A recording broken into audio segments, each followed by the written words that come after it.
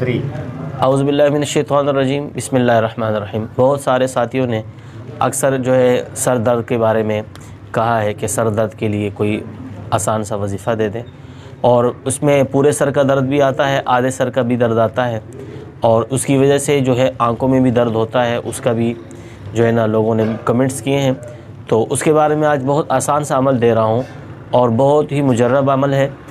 इंशाअल्लाह इसको करेंगे, दिन में 2 टाइम इसको करें, इंशाअल्लाह फ़ायदा होगा। और जिनको फ़ायदा हो वो इसको शेयर भी करें ताकि और लोग भी इस अमल से फ़ायदा उठा सकें। तरीका यही है कि अपना दाहिना हाथ अपने सर पे यहाँ रख कर और सूरह फातिहा 7 मरतबा पढ़े, ठीक है। सूरह फातिहा 7 मरतबा पढ़े और आमीन पढ़ने के बाद फिर 21 मरतबा बिस्मिल्लाहिर्रहमानिर्रहीम पढ़े। पढ़ते पढ़ते पढ़ते फिर अपने हाथ पर दम करे और अपना हाथ अपने सर पे फेरे, अपने चेहरे पे और अपने पूरे जिस्म पे फेरे, और उसके बाद जो है वो पानी पर भी दम करे। और उस पानी को सुबह से लेकर जब तक दूसरा अमल ज़ोहर के असर के बाद या मगरिब के बाद तक ना करे, तब तक वो पानी इस्तेमाल करे, थोड़ा थोड़ा पीता रहे।